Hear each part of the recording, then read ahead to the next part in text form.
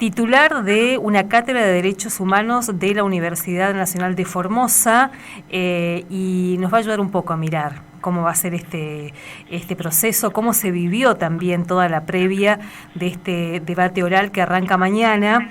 Juan, muy buenas tardes, ¿cómo le va? Alicia Rivas los saluda desde la radio de la universidad. Muy buenas tardes. No sé si pronuncié bien su apellido. Es un apellido un poco difícil. Sí. Pero para una provincia como Misiones, no, porque digamos... Pero yo soy formoseña, así que a mí me cuesta un poco también.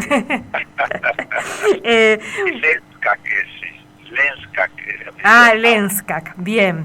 Juan, bueno, cuéntenos un poco la expectativa que hay, porque bueno, además de ser un nuevo juicio por crímenes de lesa humanidad, van a estar ahí siendo juzgados 2 integrantes del Superior Tribunal de Justicia de esa provincia. Claro, aquí se comienza ya la segunda etapa, que fue, quizás tiene sus dificultades particulares, pero la pata civil de la dictadura militar. Sí.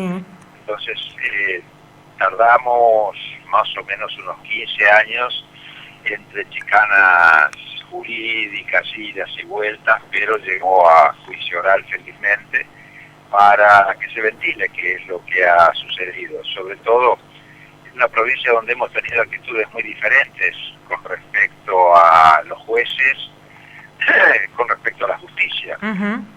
Y cómo en este momento están en el banquillo de los acusados aquellos miembros del Superior Tribunal de Justicia que están vivos. Hubo también un miembro del Superior Tribunal de Justicia en el gobierno democrático que no aceptó ser integrante de esta Corte Suprema de Justicia en Formosa, y se rehusó. Sobre todo porque uno dice, bueno, no había otra posibilidad y era lo mismo ser juez en dictadura que ser juez en democracia. En Formosa hubo ejemplos de integridad profesional de hombres de derecho, como el doctor Ramón Ulises Córdoba, que se negó a ser parte del genocidio que se llevó a cabo durante esta última dictadura. Y es cómplice de ese genocidio, y en ese sentido hubo actitudes muy positivas. Aquellos que claudicaron, aquellos que priorizaron las actas del proceso de reorganización nacional por sobre la Constitución Nacional, en este momento están donde tienen que estar, en el banquillo de los acusados. Sobre todo porque además de toda la represión que se desató en la provincia, en las ligas agrarias y en todos los militantes, tanto políticos como sociales, el mayor peso y la mayor crudeza, la mayor barbaridad y las desapariciones en Formosa se dieron en el Poder Judicial, precisamente en el Poder Judicial.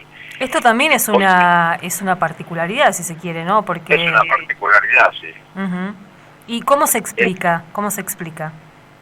Y bueno, uno por la militancia, no cualquier empleado fue, digamos, desaparecido. Fue el secretario general de los empleados judiciales y su esposa los que encabezan esta lista de desaparecidos en la provincia de Formosa, y sobre los cuales todos los desaparecidos del Poder Judicial fueron exonerados del Poder Judicial, y todos aquellos que fueron detenidos y puestos en libertad le aplicaron la ley de imprescindibilidad. Ellos sabían perfectamente quiénes estaban desaparecidos y quiénes volvieron a aparecer después de un tiempo en las sombras, y a esos le aplicaron la ley de prescindibilidad.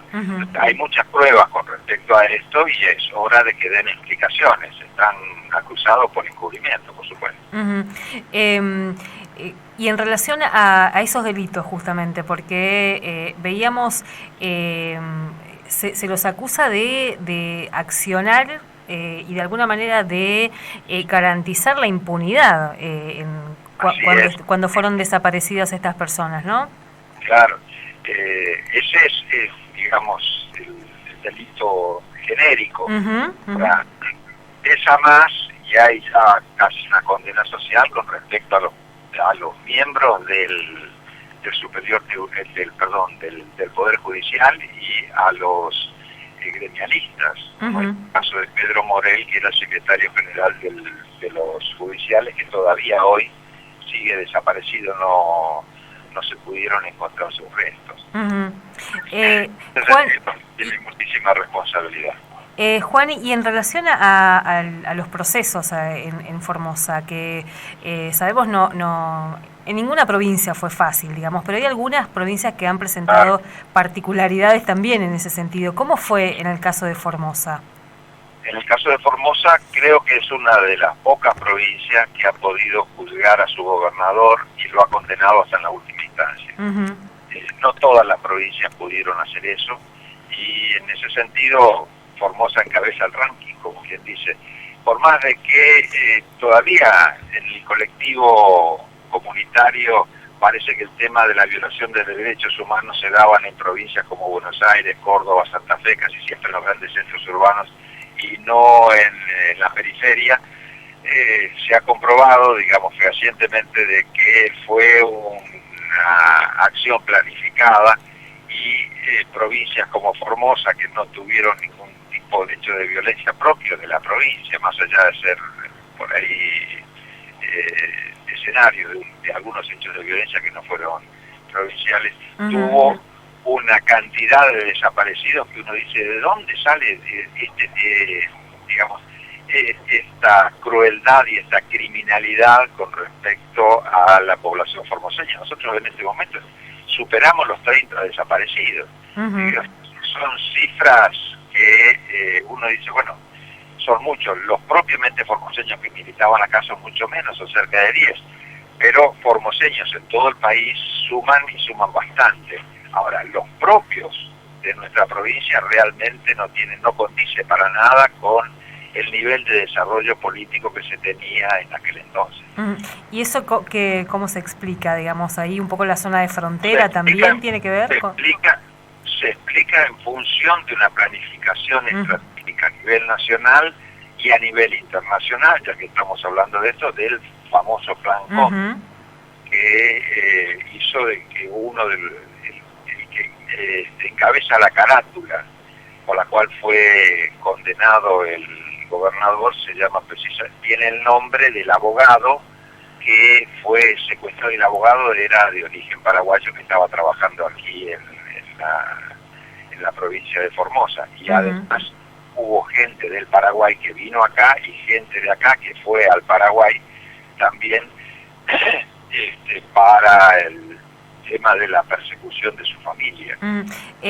Juan, en estos 6 juicios, además de la condena al ex gobernador de Formosa, ¿qué otras condenas así que puedan graficar cómo operó el terrorismo de Estado ahí en Formosa? ¿Hubo condenas a fuerzas de seguridad, fuerzas armadas? ¿Cómo fue? Así es, las condenas fueron múltiples. En principio fue el primer juicio que se hizo, que tardó casi un año, fue la del gobernador Juan Carlos Colombo. Este fue el primero, y después todos aquellos que integraban esta asociación ilícita y que fueron los ejecutores de este plan criminal. Entonces hubo más de 13 condenados en distintos juicios. Hubo uno que fue al comandante Domato, que fue particular, después a otro que fue un comisario de la policía, que fue el comisario Echeverría, y uno que fue grupal, que había 13 militares del ejército con policías. Que también todos recibieron su condena, salvo uno que se fugó y que, de acuerdo a los datos que tenemos, que es muy posible de que haya muerto en el hospital Ferrando, ¿no? Juan, en este caso son 2 los ex jueces que llegan vivos, digamos, a este debate oral. ¿Cómo fue una vez que recuperamos la democracia? ¿Siguieron siendo parte del Superior Tribunal de Justicia? ¿Cómo fue la trayectoria de estos jueces? La trayectoria de estos jueces fue que no solamente siguieron ejerciendo su profesión, sino de que En el caso del doctor Montoya ha sido candidato y ha sido electo como diputado de la Unión Cívica Radical aquí en la provincia de Formosa. Yo recuerdo perfectamente en un momento donde había ciertos temores y no se conocía muy bien qué es lo que había sucedido, y en ese momento se reciclaron en defensores de la República. Y en este momento nosotros estamos viendo de que hay dos poderes judiciales. El Poder Judicial que ve que donde hay una necesidad para un rico va a haber un juez y un fiscal para ese rico, pero no va a haber esa justicia frente a las necesidades de los pobres. Hay justicia para ricos y justicia para pobres. Y en este momento se está empezando a ver, y es bueno, qué es lo que está sucediendo aquí en la provincia de Formosa, porque uno puede decantar las cosas y poner blanco sobre negro, porque aquel modelo que se quiso instaurar a través de la fuerza es el mismo modelo que hoy en día se quiere instaurar por las urnas. Modelo neoliberal ahora viene con mayor crudeza, con los mismos postulados que se tuvieron en la época de Videla.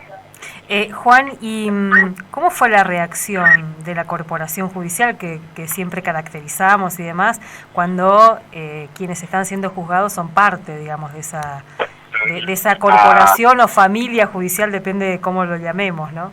La familia judicial se defiende como mejor sabe, que es a través de sus fallos. Entonces, y es a través de sus chicanas, y no hace mucha ostentación, sino que directamente va demorando y haciendo de que el juicio a los principales responsables no se efectúe. De esa manera la impunidad sea tangible, o lo biológico vaya ayudando a la impunidad que se pretende, ¿no? Realmente se tiene a través de esa fuerza corporativa. ¿Y la comunidad cómo sigue? ¿Cómo sigue la ciudadanía formoseña? ¿Es parte de la agenda? ¿Es parte del interés este nuevo juicio? Es difícil calibrar ese tipo de percepción, no es una percepción muy fácil. En general, si nosotros hacemos un paneo sobre la realidad política, hay bastante escepticismo en general, pero con respecto al tema de delitos de lesa humanidad, por la trayectoria, por las cosas que se han empezado a conocer, hay un interés de ver qué es lo que ha sucedido, y sobre todo aquellos que fueron víctimas y aquellos que conocen qué es lo que sucedió. Juan, bueno, queremos agradecerle este tiempo aquí en la radio de la universidad. ¿Hay posibilidad de seguir de manera virtual el debate? Claro, esto es otro avance, porque todos los juicios anteriores no se podía hacer este tipo de cosas, no se podía hacer público. Más, hoy estaba hablando con el camarógrafo del canal 11 de aquí de la provincia de Formosa, decía que ellos podían filmar, pero terminaba la filmación y la filmación se la entregaban directamente a los funcionarios del Poder Judicial, que guardan para la historia, pero no para el pueblo en el presente. O sea, todas las grabaciones que se hicieron en función del propio juicio, o de consecuencias que podía tener el juicio, o para la historia. Los primeros debates no te permitían ni siquiera escribir, no, para nada, tomar nota. Para nada. Yo recuerdo que yo era también corresponsal de un diario de Resistencia, y no podíamos, durante la audiencia no podíamos sacar fotos. Las fotos se sacaban antes y las entrevistas se hacían antes, y después a lo sumo se tomaba apuntes. Hoy en día, gracias a que esto ha ido superándose, ya podemos nosotros contar con grabación directa, y que cualquier ciudadano por YouTube pueda ver el juicio. Es una gran cosa, digamos. Ojalá hubiera sido antes, porque parte de nuestra historia se ventiló en los primeros juicios. Totalmente. Juan, muchas gracias por este tiempo, y ojalá podamos volver a charlar un poco también para contar esa parte de la historia de Formosa. Muchas gracias. Gracias a ustedes que difunden este tipo de situaciones que se están dando en nuestra provincia, y que es bueno que se vayan dando en todas las provincias, porque pata civil de la dictadura militar no solamente hubo en Formosa, sino en todas partes, ¿no? Totalmente. Muchas gracias, hasta luego. Juan Lenskak es titular de la Cátedra de Derechos Humanos de la Universidad Nacional de Formosa, anticipándonos, mañana comienza